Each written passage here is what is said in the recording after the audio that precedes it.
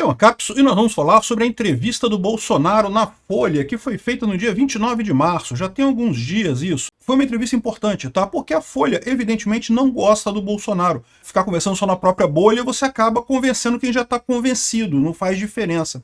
Então eu achei essa entrevista muito importante e você vê que ela foi importante pela quantidade de gente que criticou aqui. O pessoal da Veja criticando, o pessoal do Estadão criticando, o Reinaldo Azevedo arrancando a calcinha pela cabeça.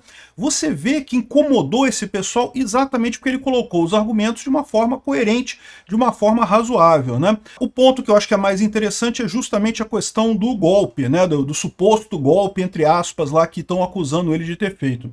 Pois bem, o Bolsonaro deu uma grande entrevista na Folha aqui, ó, 1 hora e 3 minutos de entrevista, um monte de coisa aqui, conversou sobre um monte de assunto, ele fez aquilo que ele se comprometeu até fazer com a Globo. Ele falou com a Globo, não, se a Globo quiser me chamar para entrevistar, eu vou lá, falo, não tem, pode perguntar qualquer coisa, eu respondo qualquer coisa, e da mesma forma ele fez com a Folha, o que foi perguntado ele respondeu, não se recusou a perguntar, por mais que, óbvio, como vocês podem imaginar, as perguntas da Folha foram todas perguntas pegadinhas para tentar pegar ele em alguma inconsistência, pegar ele em alguma coisa, né? Mas isso aí não tem jeito, cara. Tem que entrar lá e conversar mesmo e expor o ponto. O que eu achei mais bacana da entrevista foi justamente o ponto em que ele fala sobre a questão do golpe, né? Então ele fala aqui que não que não teve golpe, não tem Constituição. Um golpe, a história nos mostra, você não resolve em meses, em anos. Ou seja, o que ele disse que teve conversa com o pessoal sobre o que eles poderiam fazer.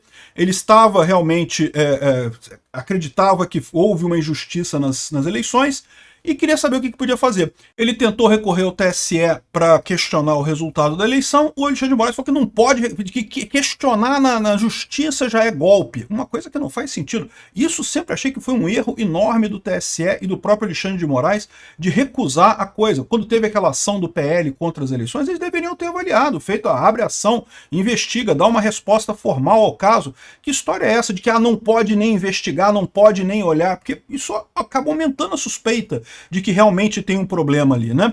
O pessoal da Folha, e muitas das pessoas aqui que depois criticaram essa entrevista, falam que não, que Bolsonaro fica com esse negócio de questionar a eleição e coisa e tal.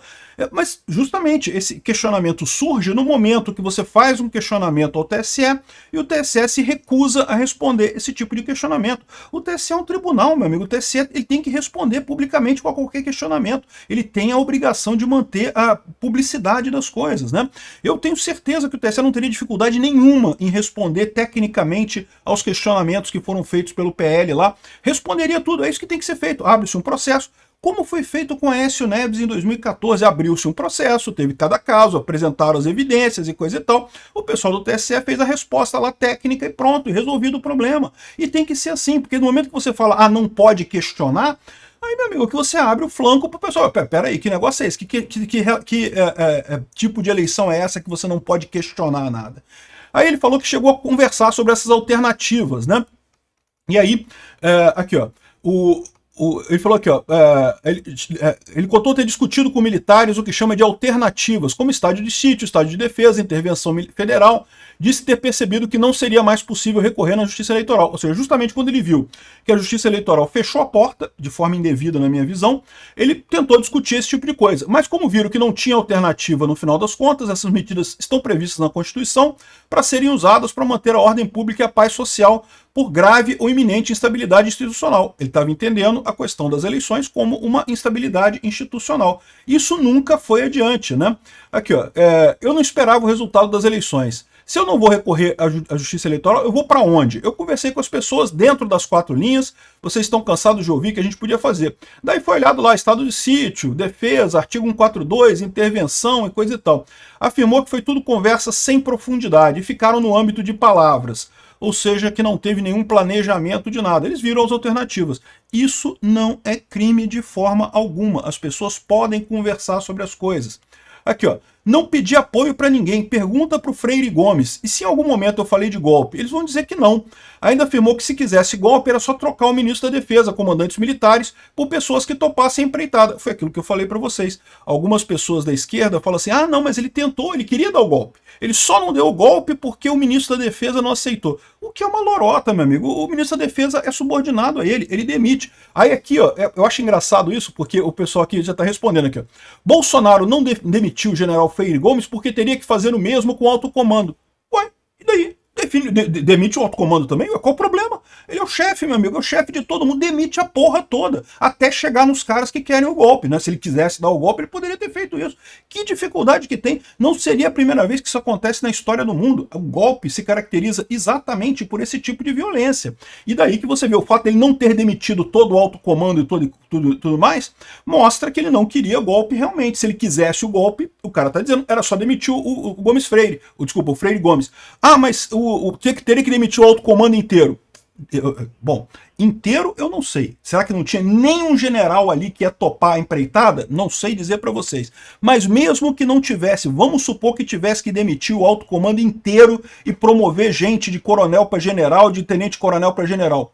Canetada, uma canetada do Bolsonaro, ele fazia isso de um dia para a noite, demitia todo o alto comando do exército, promovia os coronéis para general lá, botava no comando e pronto, e dava o golpe. Se ele quisesse, ele poderia ter feito isso. Então, é o que eu falo para vocês, o grande problema é que o pessoal está falando, o Alexandre de Moraes falou de forma correta, que o golpe, você não pune o golpe, porque se o golpe deu certo, né, acabou a ordem institucional completamente, não tem mais STF, não tem mais justiça, não tem mais nada. Eu concordo com ele, você pune a tentativa do golpe.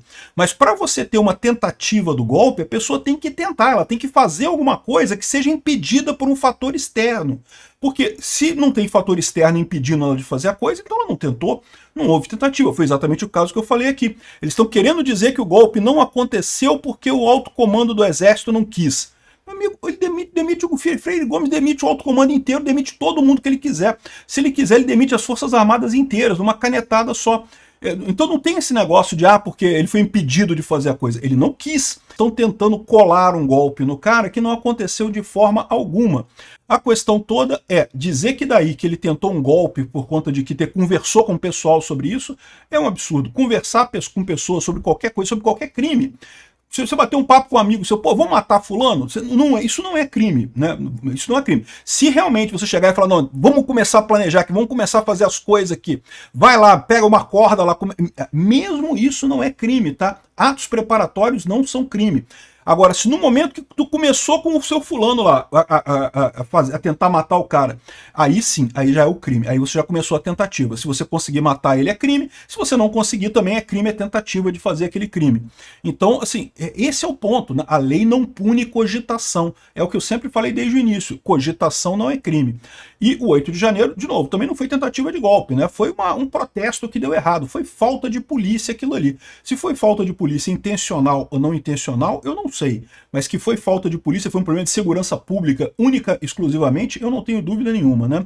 Enfim, achei bacana o resultado aqui da entrevista dele da Folha. O pessoal aqui ficou chateado pra caramba aqui, ó. Não, Bolsonaro muda a narrativa e se enrola mais ainda, porque ele disse que não tem problema conversar sobre golpe de Estado. E não tem mesmo. Não tem problema mesmo conversar sobre golpe de Estado. Em momento algum você faz isso aqui, ó. Aqui, ó. Não tem problema nenhum conversar. Conversa primeiro com o ministro da Defesa, depois na segunda reunião apareceu os caras lá. Existe algum fundamento concretamente para a gente buscar alternativas? Chegou à conclusão de que mesmo que tivesse, não vamos prosseguir nisso porque seria muito perto de um golpe, né?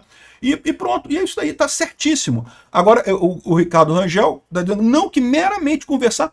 Pô, peraí, vocês lembram que quando teve o impeachment da Dilma, a Dilma chamou os chefes militares também lá no Planalto para conversar com eles, para ver o que podia ser feito? Pois é, então não foi também um golpe de Estado naquela época? Não, não foi, porque conversar com chefes de Estado não tem problema, conversar com chefes militares não tem problema. O que tem problema é se você sair dessa conversa e falar, vamos dar um golpe. Aí tem problema, né? Só para você ver as críticas que tiveram a ele, você vê que ele acertou nessa entrevista aqui. Uma pena que a Globo não quer fazer uma entrevista com ele, né? Mas não quer por causa disso, porque eles sabem que no final das contas Bolsonaro está numa posição lógica, uma posição jurídica, uma posição política muito melhor do que eles esperavam que estaria.